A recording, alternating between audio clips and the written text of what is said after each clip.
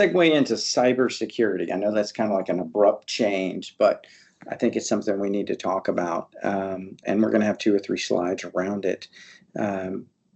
Again, what is the new reality? Well, we are seeing that manufacturing is a top target. And there's lots of reasons I see for that.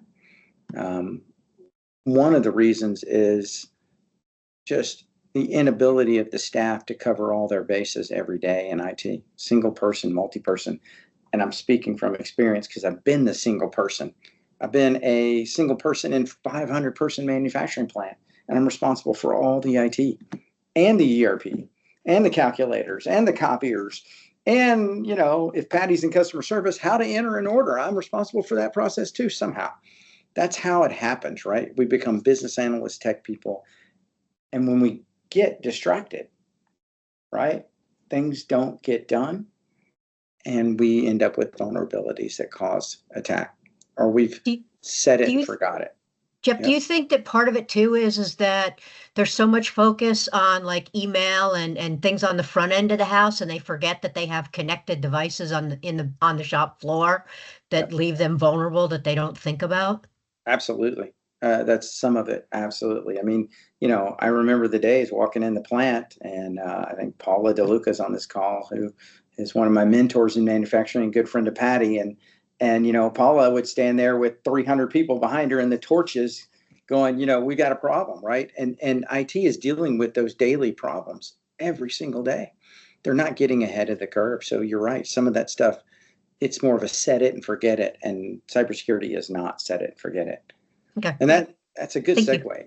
Yeah, well, I mean, that's a good segue into one of my most important statements as we go through this. And I think every one of them is mostly important, but this one's huge.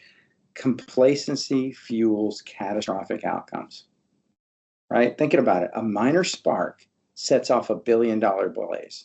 And I'm not referring to the wildfires, but that's true there too. A single budget cut, a single distraction opens doors to massive data breaches, right? You took your hand off the wheel, right? We let unimportant vulnerabilities cause problems. There is no such thing as an unimportant vulnerability because we're just hoping they don't escalate. They will. And we need to prevent them. You know, we need to detect them, prevent them, remediate them, and educate around it.